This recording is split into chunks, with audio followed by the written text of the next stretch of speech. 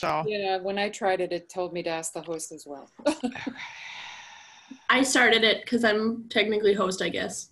Oh, okay, thanks. I don't know how that happened, but I got No you. worries. No, I think we've got multiple people in on the OTL account too. So let me see if Christy is in here with us. I believe so. Okay, Yes, so I'm before here. we dive in, I just wanted to introduce myself to those of you who don't know me, and also my co-host for today, who's Christy Hartman. I'm Elisa Hutchinson. I am an e-learning strategist here at the Office for Teaching and Learning, and I will be your virtual brown bag facilitator today.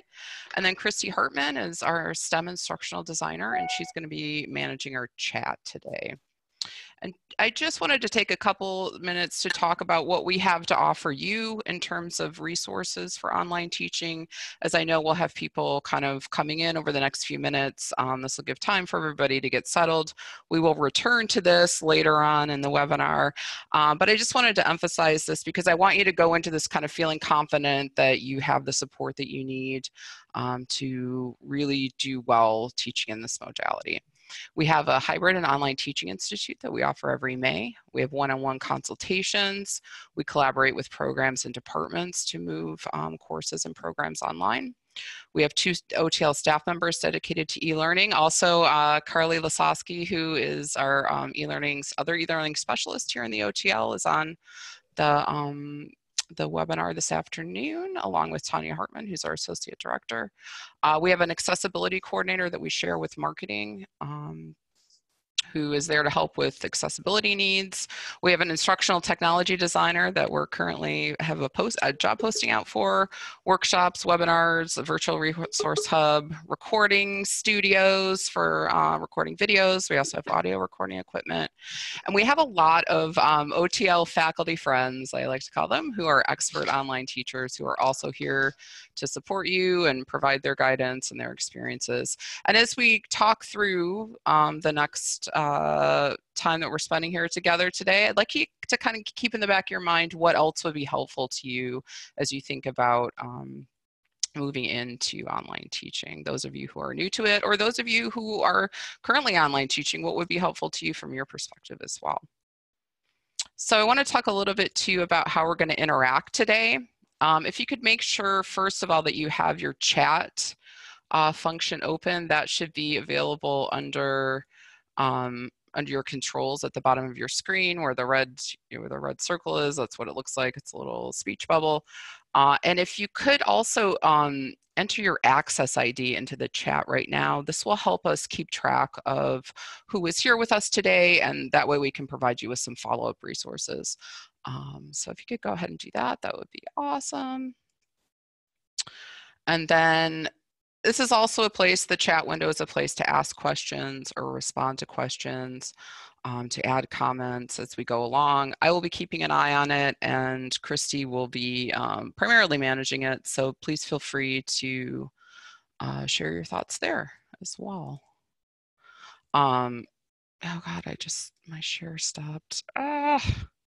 Technology, right? Here we go. Okay, here we go. I have some polling questions set up in Zoom as well, so hopefully those will work, and then those will kind of pop up automatically, and those are anonymous, so you can feel free to be candid on those. And we'll also try to save some time at the end for some live Q&A too. So I hope that sounds good to everyone. Is everyone good with the chat?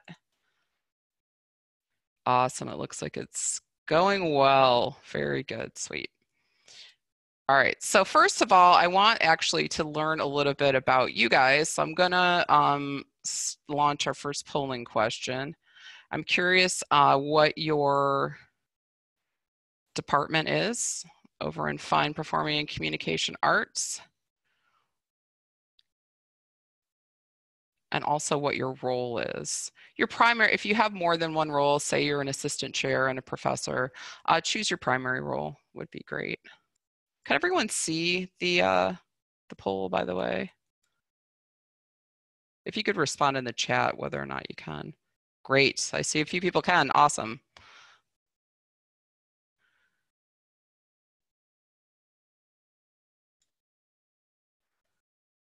Are you able to vote in the poll? That's my other question. Excellent. Yeah, the results have not come up yet. They're still being compiled. So thank you for mentioning that.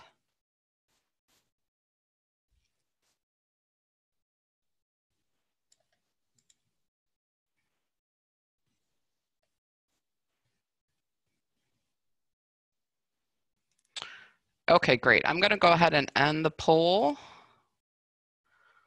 And then it looked like it didn't record any of the results for me, but I will deal with that later. All right, cool. So I'm going to go ahead and close that. We'll go to the next slide. And here we're just going to talk about our guiding questions for today. So the first thing we're going to be talking about is online learning. What is it? Kind of defining it and looking at just a few snapshots of what's going on both nationally and at Wayne State around online learning. We're going to be talking about why. Why do we teach online? How does it benefit students? How might it benefit Wayne State and our community as well? And then finally, we're going to be looking at how, and this is going to be kind of the bulk of where we spend our time. We're going to be looking at, the challenges and opportunities for faculty and also strategies for success for faculty. The how is how we make it happen. It's the choices you make as you design and lead your online courses in order to make them successful, and the resources it will take to support this, and what resources we have here at Wayne State that will help you. So let's start with online learning. What does it mean? What is online learning in higher education? And what are some of the current snapshots of what's going on with it?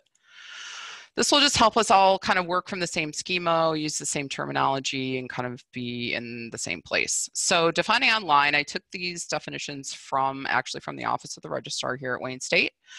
We have 3 different types of courses in our system. Traditional courses, and these are where instructors interact with students in the same physical space for 100% of the instructional time. These courses might also include online elements such as viewing documents, participating in discussions in Canvas, or submitting assignments in Canvas, but the primary place where instruction happens is in a physical classroom. Hybrid courses are where students and instructors occupy the same physical space less than 100% of the time for instruction. So this might be a class that meets every other week, and then in the interim week, there's some sort of online activity going on.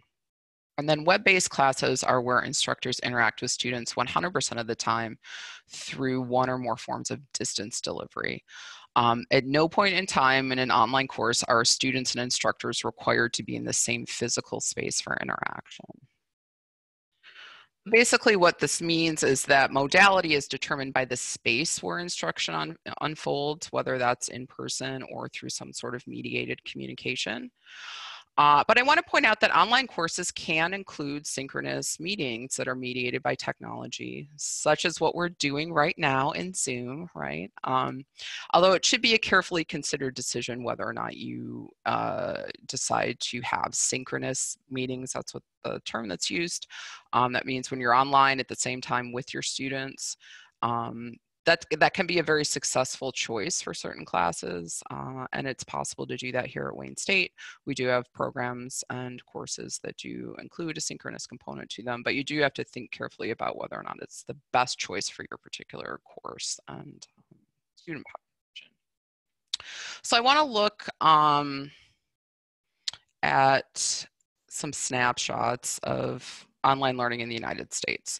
This is taken from 2017 data that was collected by the National Center for Education Statistics through the Department of Education. There's been a 5.7% increase in online enrollment from 2017 to 2016, while overall enrollment in higher education has dropped slightly in the same time period. So while our numbers for enrollment in higher ed are kind of flat, possibly trending a little downward, online enrollment is up. 15.4% of students across the US are in fully online programs in 2017. That's about 1 in 6 students, and that's up from 14.7% in 2016. And then finally, about a third of students who are in higher ed take at least one online class. And that's up from about 25% in 2012. So, you know, a third of students are taking classes, at least one class online, and we are definitely seeing trends of online numbers going up, even when enrollment is flat, sort of overall in higher ed. What does that mean at Wayne State? I pulled some numbers from the course dump files for fall 2019. These were actually, this file was from the September 4th, so there may be some changes after, you know, drop add periods, et cetera. But about 20% of overall Wayne State student enrollment is housed in online or hybrid courses. So of all the students enrolled in every course here at Wayne State, about 20% of them are enrolled in a hybrid or online course. And then in the College of Fine Performing and Communication Arts specifically, actually about 25% of your students are enrolled in either an online or a hybrid course. So those are pretty, you know, pretty big numbers. This is definitely something that's happening. It's important for us to understand the context that that we're seeing in online learning right now and understand where we're at with it so that we can move forward in the most effective way possible. That's due to Content 10. Awesome. I love that. Which brings me to our next topic, actually. How do online courses help students? And I'm going to be talking a little bit about how do they align with Wayne State's mission and goals as well. And that's where we'll sort of talk about how we can strategically think about which courses to move online. So let's talk a little bit about how online learning benefits students. These are, I would say, the four probably primary ways that it can be beneficial for students. The first is flexibility, right? It allows them to plan their study time around their work and family obligations. This drives inclusion as well because it provides opportunities for students who may not be able to attend college otherwise because of these obligations or responsibilities. Technology, it leverages either their existing tech skills. That's something that we think of especially a lot around digital natives, but it also prepares them for workplace tech needs down the road, right? A lot of these students are going to be entering jobs and careers that will require them to be, you know, proficient, if not fluent, with using tools for communicating online, sharing information online, collaborating online. So it sort of is an added benefit where it's preparing them to be successful in the world that they will enter into. And also engagement. It can actually benefit interaction with others in the course, both the instructor and the peers, as well as their interaction with the content can be richer. You know, I think about a student who's maybe a little bit introverted and doesn't feel comfortable speaking in class. They might really appreciate the time they have to reflect on a discussion question and then add their response to a discussion board. A student may may benefit from the opportunity to go over a video that an instructor has created for them multiple times so that they can really get into the content and really absorb it more deeply. So these are all possible opportunities for students when we're talking about online learning and how online learning can really benefit them.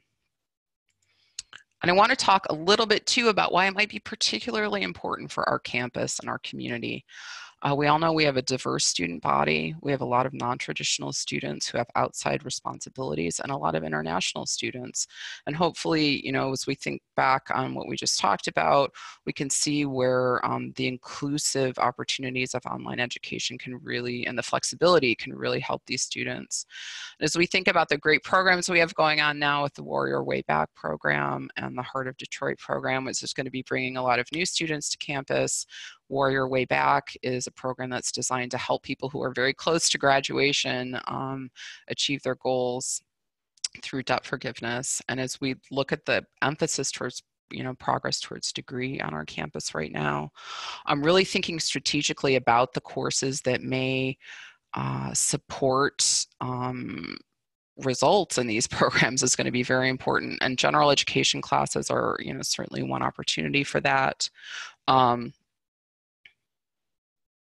such as COM 1010, right? And Laura Lee, you actually bring up a great point. I see in the chat here, Laura Lee mentioned accessibility presumes access to technology such as computers, et cetera, which are not equally available. That's absolutely true. And it's an important point to bring up. Most students who attend an online, who enroll in an online class or attend an online program are within 50 to 100 miles of the physical campus that they are enrolling in. And when we see that, you know, maybe a quarter of the students in fine performing and communication arts are enrolled in some sort of online course, it may be that's the only online course they're on. They're on campus otherwise, but they're taking this one course or these two courses because it gives them the flexibility they need to get done what they need to get done in terms of their face-to-face courses, their traditional, their work, their family responsibilities. So a lot of our students, even though they're learning online, they're still here on campus and they still have access to all of the resources, the computer labs, the technology they might need, to the library resources they might need to be successful in their courses. So it's an important point to think about. For sure. And we have to think about, you know, exactly who our students are. We're not necessarily getting students who are all over the world. We're getting students here who are close to our campus, and they can still take advantage of the resources, the technology resources we have on campus. And as Kelly points out in chat, they're local resources as well. So helping students understand what they need from a technology standpoint to be successful online and where they can get it if they don't have it themselves are important components of thinking through how to move classes and programs online. So thank you both for those great comments. And now I want to ask another question of you. Does learning really happen online? I'm curious about your opinions on that. I'm going to try the poll again. It didn't work for me last time particularly, but I'm going to try it again. Our next poll is student achievement. So this is a question that was asked in a recent Inside Higher Ed survey. Rate your agreement with the statement. Online courses can achieve student learning outcomes at least equivalent rates to in-person courses at any institution.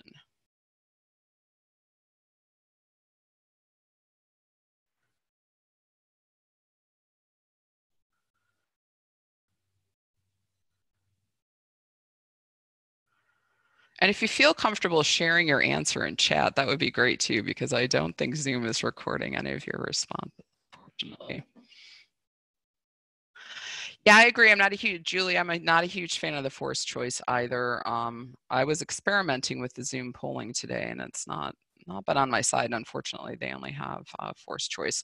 Part of it was we weren't really sure how many people were going to be attending the webinar today. Interesting. I'm not sure about the equivalence of learning. Yeah, that's a great point. So anyway, I'm going to end the poll and I'm going to give up on the poll on Zoom today because it's not really working for me. One thing I wanted to point out was the results that Inside Higher Ed found, because I thought it was really interesting. When they separated the responses by whether or not someone had taught online before or not, they found that those who had never taught online, only 14% of them agreed that online courses could produce equivalent student outcomes. 61% of those who had taught online agreed that they could do that. So just the experience of teaching a course online can change the way you think about how effective it can be. And it's certainly, we see from some of the chat comments, I believe it depends on the online course design, absolutely. And I'd like to point out that whether or not a face-to-face class or a traditional class can be successful depends entirely on the way that class is designed too. I think we can all probably think back to our own experiences and come up with a few face-to-face classes that we were in as students that weren't particularly effective. Whether or not any course is effective depends on how it's designed and delivered by the instructor or the instructional team. So it's important to think about that, that it's how you create the course, whatever the modality is, that will determine whether or not it's effective or not. It's how you think about your students, how you think about the content, and how you think about reaching, them together that will make the course effective or not effective, regardless of if it's online, traditional, or hybrid. And I just wanted to point out too that research supports this as well. I have down at on the bottom of the screen, I have two pretty large meta-analyses, the first is a meta-analysis by the U.S. Department of Education, and the second is a review of multiple meta-analyses that was recently published, I think in 2017. And pretty consistently, the research says that yes, learning happens online to the same degree that it happens in traditional courses. There was no meaningful difference in student achievement in online versus traditional courses in both of these pieces. There's a slight advantage for hybrid courses versus either online or traditional modalities, which kind of makes me think, maybe that's the best of both worlds, right? Maybe some sort of blend of having some in-person contact and some in-person relationship building, along with the flexibility of some online course activities might be, in some cases, the best way of going about it, right? But I think what it really tells us is what I was just talking about, and what a few people have mentioned in the chat. The driving factor of whether or not a class produces meaningful student learning and student achievement is how it is designed. It is not the technology, it's the pedagogy. And the technology should then be chosen thoughtfully to support the pedagogical goals. That's kind of the best strategy of all, right? So hopefully this has given us a little bit of context to talk about how we can do this, right? How do we become successful online? An interesting question. What about things like satisfaction with the class or us or items on the sets? The research I'm looking at or I'm referencing here on the screen is mostly looking at achievement, because that's sort of the first question we have to ask. Does does learning really happen in this modality? And I think that, evidence is pretty clear that it does. In terms of student satisfaction, I would say, the increasing enrollment numbers would tend to suggest that students do like this modality, or at least the benefits that it offers in terms of flexibility and inclusion are big enough that they're choosing it more increasingly over face-to-face. So that's a great question. In terms of faculty satisfaction, I think that I don't know that actually, it's an interesting question. I don't know that I've seen any recent research that really talks about, do faculty have preferences for teaching online or teaching in person? I would imagine that that's largely a very personal decision or a very personal preference. I can say I have taught in all three modalities. I've taught hybrid, online, and in person. I've taught undergraduates, I taught graduate students. Teaching hybrid for me personally is my sweet spot. It's the spot I think that's the most satisfying, because it does have the flexibility as well as the face-to-face contact that's really important as well. So, all right, cool. We're gonna move on to our next topic, which is online learning. This actually should be how, I'm sorry about that. Challenges, strategies, and resources for success. And a few thoughts about hybrid too, we'll talk about at the end. So what are some of the challenges for faculty as we go into this whole new world, right? The biggest one is that you have a new role. This kind of moves away from you being the sage on the stage, kind of the captain of your squad in the classroom.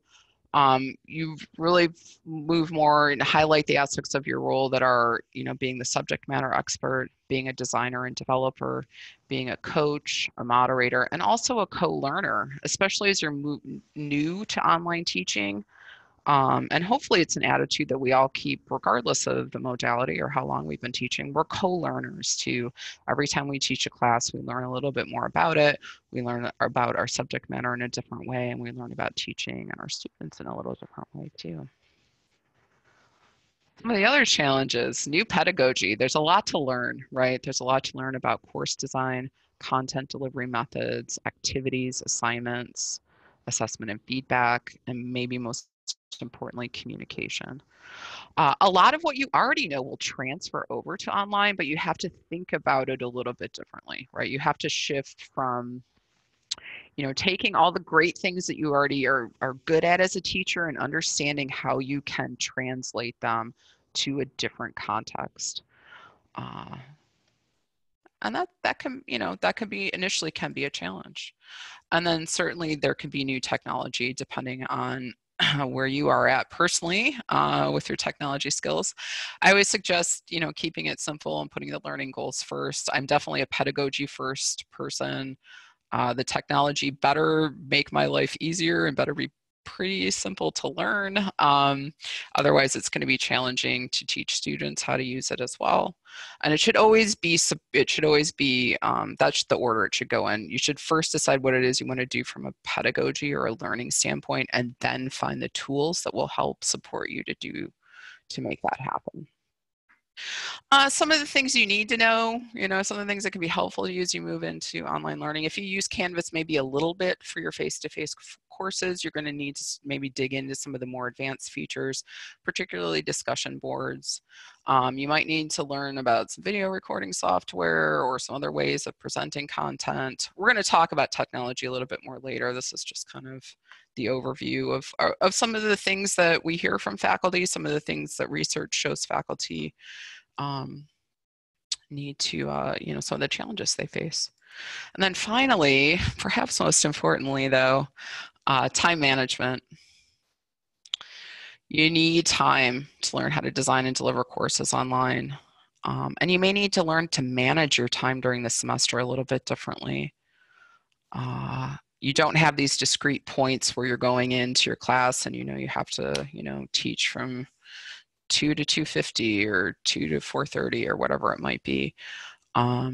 Sometimes it feels like you're on the whole time. When you're teaching online, does it mean you have to be on 24/7? No. There are certainly strategies you can put into place that will help you protect your time too, so you don't feel like you're sort of always on the clock. And I will say research shows that there's just an interesting article I read about this, that after you teach, design and teach your first or second online course, the time demands ease up considerably. There's a learning curve, but it goes down pretty quickly after you've taught your first or second online course and you kind of get into the rhythm of it. It does not feel as demanding at first. But we shouldn't, we have to acknowledge that there is a learning curve. There is a lot that goes into learning how to teach at first, and it can be pretty demanding on your time. Hopefully we're starting to see some of the motivations and why it's important for you though. And I'm curious if you want to put this in chat, if you have any other concerns or thoughts in terms of challenges for you personally when you think about moving online that aren't covered here. These are just some of the key points that we see from research and from our own experiences, but if you have something else that's on your mind, feel free to share it in chat too, because we're always looking to learn more about your perspective on it and your perspective on what some of the challenges you'll need to overcome are. So we've talked about challenges. Let's talk about some of the benefits, because there are actually a lot of these too. The first one, and I think this is, from the faculty member's perspective, is one of the greatest ones, is you get to see your subject matter in a new way. It really gives you the opportunity to critically reflect on your content area and see it from a fresh perspective, because you have to really rethink how you're delivering it and how you're communicating it to students. You have to look at it a little bit differently too, and it sort of forces you to see it from a new perspective. So it can sort of reinvigorate your feelings about what it is that you're an expert on, and it can make you see it with fresh eyes. Teaching online can actually improve your teaching skills more generally or more globally as well. Learning to teach online, there's research that supports this, as well as anecdotal evidence, stories, anecdotal stories. But learning to teach online will carry over and help you improve your skills in the traditional classroom too. So even if you don't, become a fully online teacher, you will see benefits from the time that you invest in teaching online will have benefits in your traditional classroom as well. And it also helps you stay connected with your peers in your field, or maybe even moves you ahead of them a little bit, right? You kind of are putting yourselves on the front line of pedagogy in your field. So it's a great way to stay current and to stay connected to what other people are doing around teaching and learning in your subject matter. Do you have an example of how your skills improve? Yes, I do. That's a great question. So it can be something as simple as how you write an assignment. You have to be very thoughtful about how you create assignment instructions online, because you can't look out at your classroom and see that people are confused, right? You can't. You don't have that informal social cues. So you have to be a little bit more explicit and clear in your assignment instructions when you're writing an assignment for an online class. But guess what? That's going to help your in-person students too, right? That's a great example of how you can take the fresh perspective that you have on your content or on your learning activities because of your online teaching and transfer them over to your in-person class. It really forces you to think clearly about how you're communicating with students. And it may also give you ideas of how you can provide some supplemental materials to your in-person students, your traditional classroom students, by using some of the resources that you create in an online class to provide supplements for your in-person students. Say that you record a video on a topic for your in-person class, and then next semester you're teaching it in a traditional classroom. You can reuse that video, and that can be something that students go back and refer to, and they can be more engaged in your in-person class, right? That can be an avenue towards moving to a flipped classroom where your in-person classes are more about problem solving together, and they're working on the content absorption out of class, right? So you could reuse those videos. And even the act of making a video may help you think differently about what your content means and how you can communicate it to your students. So I have one more benefit for you. This is important, I know, especially to our tenure track and tenured faculty, or those who want to move into that, those who are interested in publishing generally, even if you're not interested in that type of career road. But publishing, yes, that too, that is a benefit for faculty. The Scholarship of Teaching and Learning, that's an academic discourse that is an avenue for publishing your scholarly inquiry into your experiences teaching, whether that's online or otherwise. It doesn't have to be, but there's always a need for scholarship around teaching online, and we can help you with that. We're very excited to be able to provide a little bit more support for this type of scholarship on campus, and it's a great way to sort of get an additional benefit of work that you're already doing anyway. So let's get down to the meat of this real quickly. How do we make this happen, right? How do we go from, great, we know the benefits, we know the challenges, we know students are enrolling, those are all wonderful. We know it's possible to engage in meaningful learning online, but how do we make it happen? The 4 factors that we see on the screen right now, these are factors from the Schneider and Pruckel article that are the variables that drive achievement in higher education, regardless of course modality. And these are social interaction, presenting information in a clear way, using conceptually demanding learning activities, and relating content to students' lives. Right, so when I talked earlier about, we can have great online courses, we can have great face-to-face courses, we can have not so great online courses, we can have not so great face-to-face courses. It's these 4 factors that really do the most, on the instructor side, that do the most to support learning. And these are all completely possible to incorporate online. So let's talk about each of them individually and kind of go through some examples of how we can incorporate them in our online course design. So if we talk about social interaction and community, I think that's the thing that most of us feel like we might miss when we move from in-person to online, because we're not interacting face-to-face.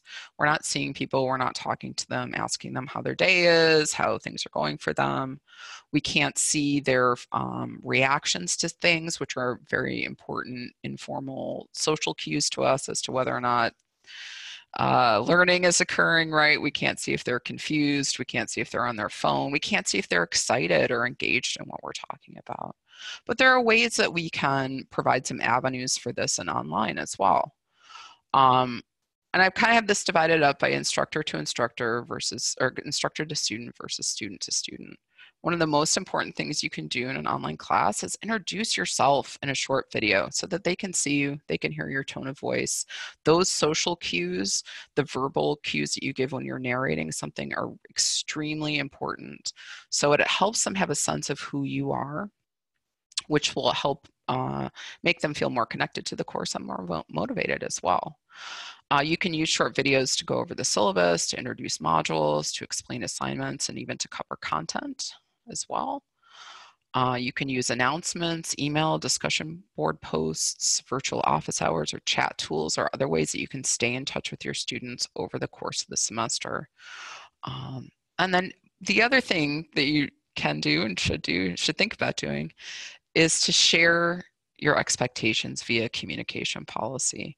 You don't have to, just because you're teaching online and the course is open 24 hours, 7 days a week, doesn't mean that you have to be available all the time.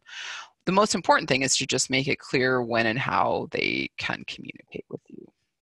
And that will help them understand and give them some context and some boundaries for how they can reach out to you and interact with you.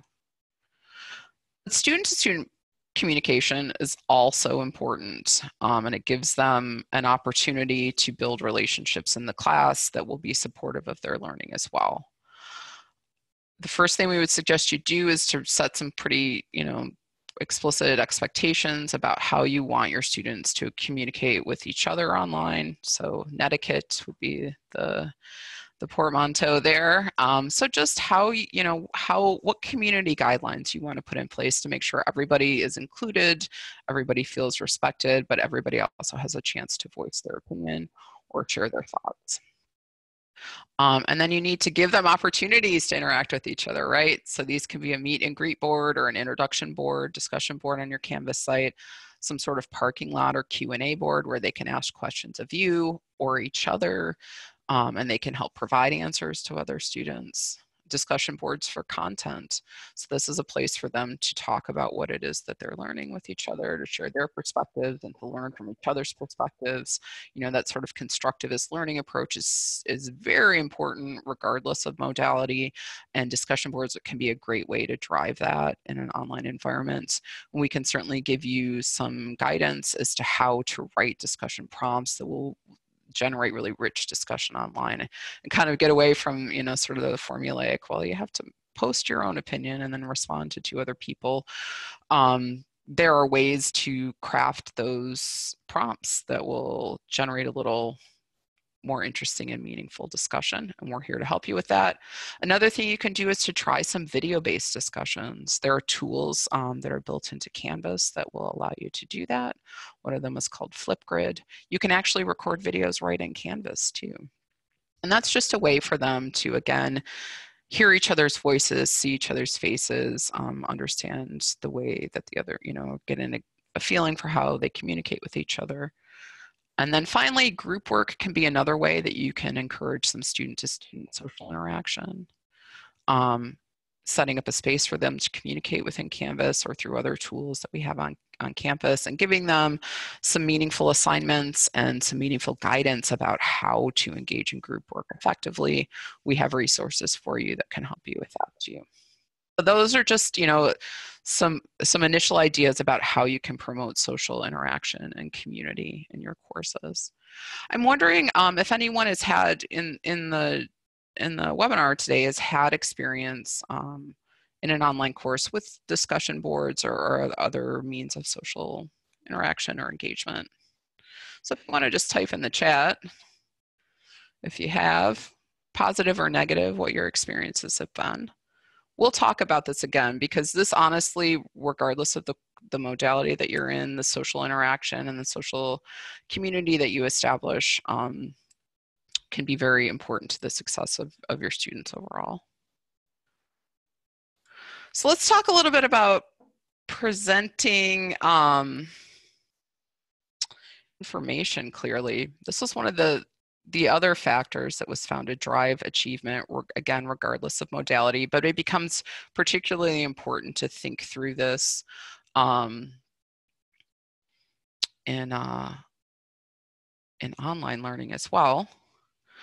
There are three main ways that we're going to, communicate content or information to students.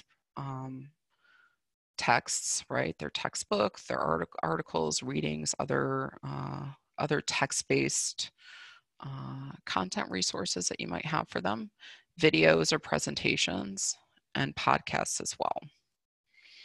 The primary considerations when you are taught, when we're thinking about presenting information clearly online in particular, the first is chunking your content appropriately, right? A lot of times we'll hear from faculty, well, I have a 3-hour lecture. How do I put a 3-hour lecture up online? You don't necessarily want to do that. You want to think in terms of how much time, the adult brain is going to spend watching a video before their attention for competition for their attention starts to pull them away from it. We suggest that you think through your topics and try to aim for 6 to 10 minutes videos max. That's kind of getting into your maximum territory there. If you start to edge up over, getting close to 10 minutes or past it, you might want to think about breaking your topic up into smaller chunks. We also need to think about language and visual design when we're thinking about online, and how we can, again, use language to create a sense of community, to make people feel welcome, how we can keep it simple, right? Because people read on a screen differently than they read when they're looking at printed page, and how visual design of your videos may influence how much information people take in. This topic is a little almost too big for us to get into in this particular webinar. We're here to help you with that. When you're talking about creating videos and presentations, the choices you make around language and visual design will have a lot of influence on how much information your students retain. There's a lot of research on cognitive load and multiple modes of presentation, and how taking in information through multiple modes, through visual and auditory in particular, how we can leverage what we know about that to improve the amount of information that students are able to retain and reduce the unnecessary cognitive load on them. So I encourage you, if you are interested in making videos or presentations for your online class, that you come in and talk to us in the OTL. We'll help you out. We're going to talk about the resources we have for that in a few minutes too. I'd also like to put in a pitch for podcasts here while I can. I kind of get the feeling they're making a little bit of a resurgence in higher ed, so I'm excited to see that. They're in some ways a little less time consuming to produce, and for some students they might really have a preference for that over a video as well. Which brings me also to, I'm going to skip down to universal design for learning in multiple modalities. So one of the key considerations of UDL, or universal design for learning, is presenting and representing information in multiple modalities. So not only text, but video or audio as well. That's something that you'll want to think about when we're talking about presenting information. And then certainly accessibility is an important piece, a key piece, crucial piece, regardless of modality too. You want to make sure when you're including videos or podcasts that you also offer a transcript of some sort or closed captions on a video. And again, we can help you in the OTL work through some approaches to making sure that happens. So I wanted to return to our chat for a little bit. I've been using discussions the last year, encouraging students to respond to initial questions. Perfect, awesome, that's great. done some through Coursera. The boards are overwhelming as the class sizes are really large. Yes, that can be a problem too, even in online classes. I found as an online instructor and also as an online student that sometimes, a technique you can use if you have a large course is to break them for discussions. You can break them into smaller groups, just as you would in an in-person class. If you had an in-person lecture of 100 people, you may not try to have, all 100 of them participate in a discussion at the same time. What you can do is break them down into groups of 5, say, as an example, and have them talk in a small group together and then report back out.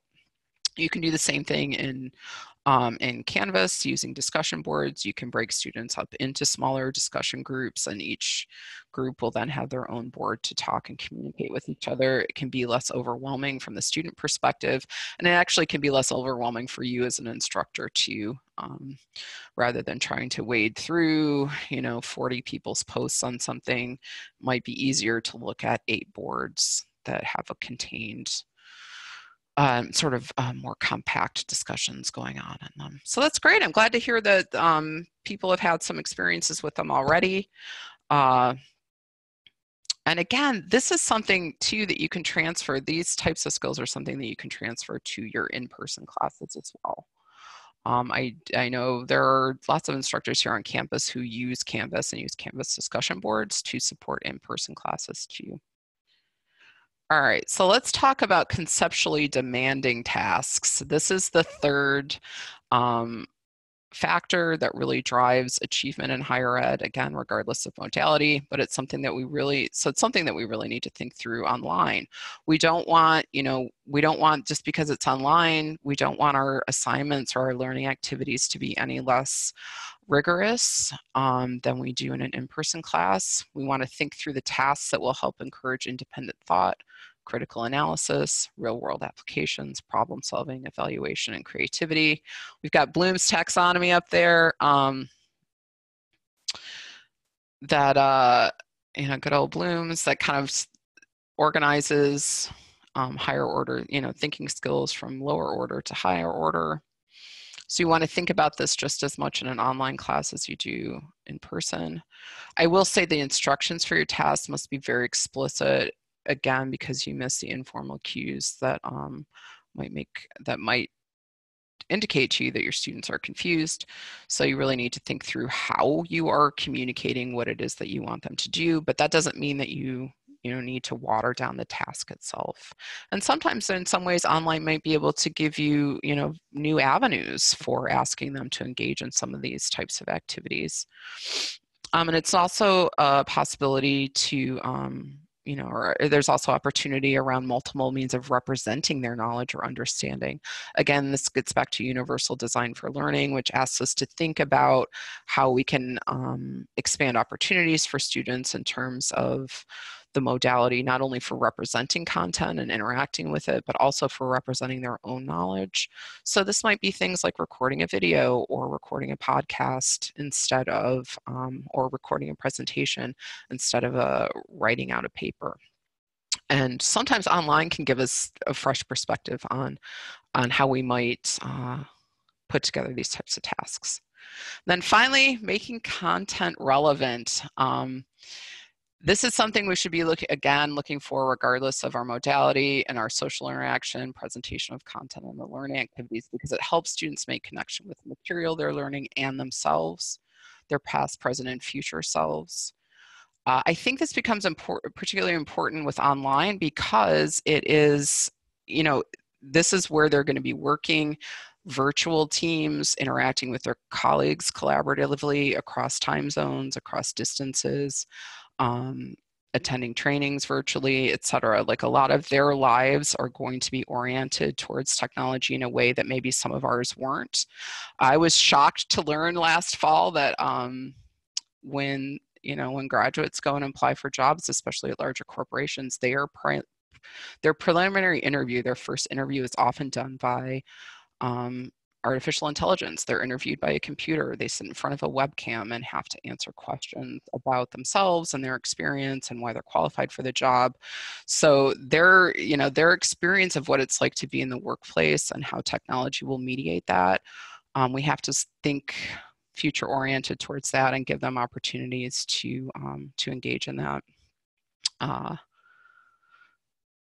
in order to prepare them for the future that they're going to face, right? And having the chance to, be on a web camera in a class before they have to go and do it while they're interviewing for a job is an important preparation that we need to think about for them. So online course design considerations, we always, as we do in in-person classes, we want to start with our learning outcomes, and they can be the same or very similar to your in-person learning outcomes. What it is that you want your students to get out of the class doesn't necessarily have to change. Once we define that, then we work backwards and think about what assessment will look like in an online environment. Particularly, how is it that we're going to know that students can do or think or feel in the way that we want them to, and what will that look like online?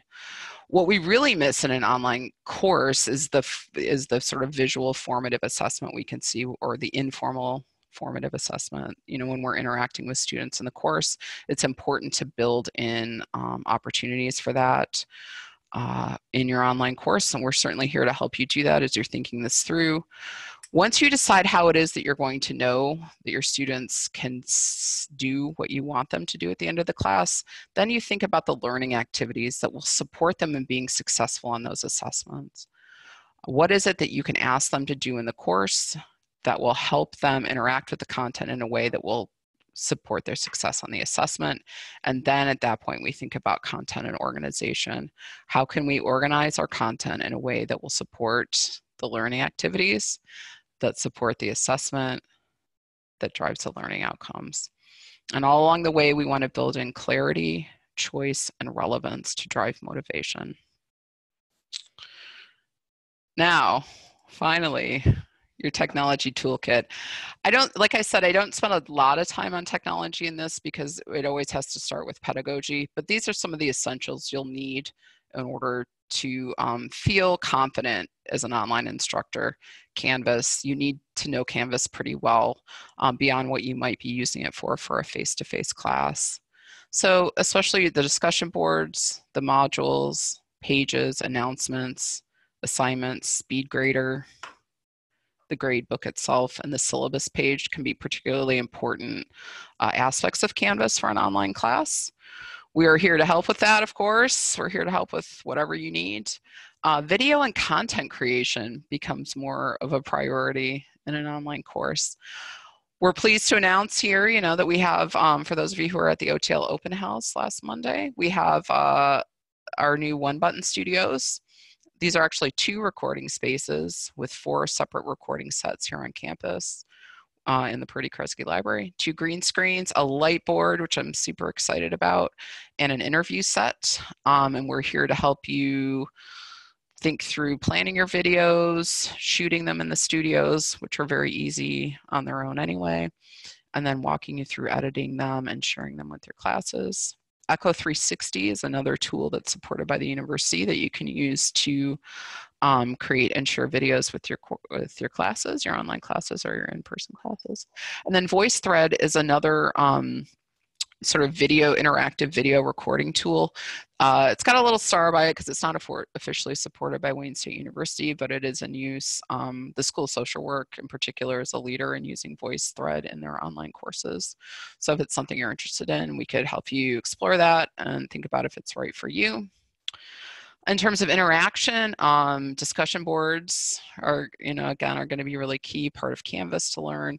Big Blue Button is a conferencing tool similar to Zoom that's located within Canvas. MS Teams is another option for interacting with your students or your students interacting with each other. And then Zoom is also a tool, although again, that's not officially supported by Wayne State, but I do know that a lot of instructors on campus use it. And then finally, right, we're coming back. We're here for you. Again, we have 2 dedicated e-learning folks here in the OTL. That's myself, Elisa, and Carly, who has been in the webinar as well. We have an hybrid and online teaching institute that we offer every May. that has some in-person components and some online activities as well, sort of mirroring what a hybrid class would be like and giving you some experience and getting you set up to be successful teaching online or teaching in hybrid. We have one-on-one consultations, collaboration with programs and departments, workshops, webinars like this, a virtual resource hub, our recording studios. Basically anything we can do to help you, we will try to do within our resources. So please reach out to us. We want to help you. We want to help you be successful. That's what we're here for. That's what we love doing. So don't hesitate to reach out. And now the time has come for Q&A. And down here at the end of the screen, here's a couple ways you can get in touch with us too, either via email. If you're interested in talking with us about online learning, you can send us an email to otl@wayne.edu, or our form for requesting a consultation. The bit.ly link is down there as well. So I'm open to Q&A. Well, what else would you guys like to know? What do you need? What are your concerns? What are you excited about? Tommy has seen the Lightboard and I'm obsessed with it. I love it too. I'm really excited to use it myself. I think it's pretty neat. We're very lucky to have it. Thank you, Tanya. Tanya Whitehead for spearheading that, making that happen for us. What have I not answered? What are you like? Are you guys like, are you more excited, less excited about online learning? What are you thinking?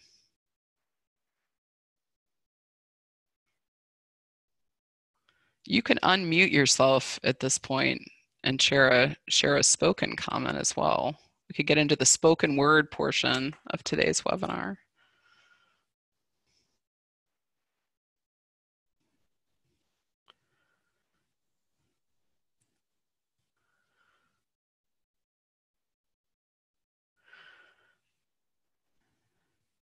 Can I think of any type of class where online would not be a good option? That's a great way, or a great question.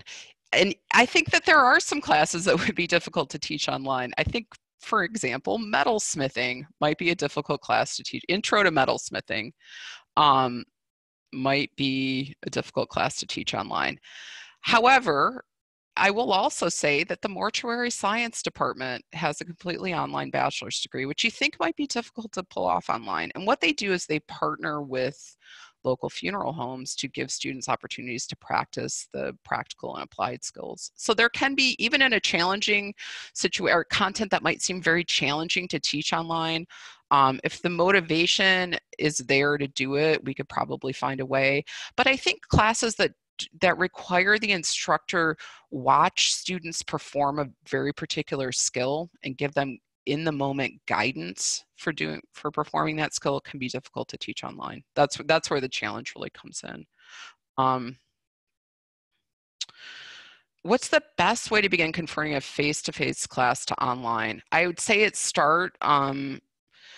there's no linear path. There's not necessarily a recipe for doing that, but start with your learning objectives, start with your assessments, come in and talk to us, and we can kind of talk you through, if this is what you want your students to do or to be able to do at the end of class, and you want to do it online, here are the opportunities, here are the tools that will help you.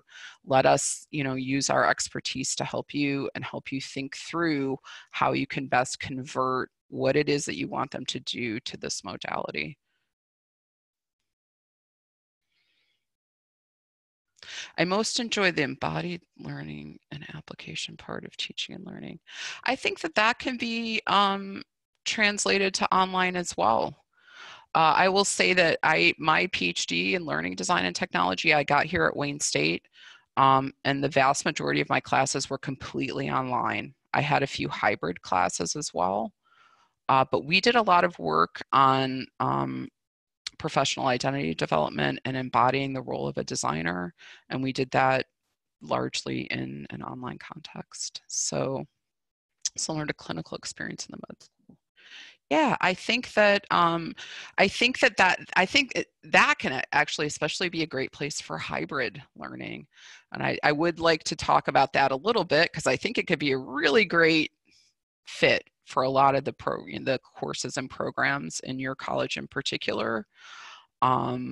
where it isn't so much about, you know, just taking in content, but it is about learning to practice a profession or practice an art, or some sort of professional practice attached to it, where you still get the benefit of some direct interaction with your students, from building community that way, and perhaps even some direct instruction. But there are still out there, you know, you still all get the flexibility of not having to meet in class twice a week, or whatever it might be. They're getting the chance to go out and maybe practice on their own a little bit, and then come back to you and get that guidance from you. So I especially see hybrid as a great fit for you. I think hybrid is a great, you know, this is my personal opinion, I think it's a great fit for our campus in general, because it provides, you know, as we see in the research, it provides kind of a little bit of an advantage in learning outcomes, and it sort of provides the best of both formats, right? It still gives you the flexibility, it still gives you the inclusion, it still provides multiple ways of representing content and representing knowledge, interacting with content, but it provides you also with the personal interaction with your students, and the personal, you know, being able to see them, see how they're doing, build relationships with them, allow them to build relationships with each other, and maybe check in on how things are going for them a little bit more directly. So, which can help build in motivation and persistence with them too. So that's my own personal opinion. That's the modality I enjoy teaching in the most. So great. Is there anyone else, any other thoughts that you have? I see Kelly has to leave. Thank you for attending, Kelly. We appreciate it.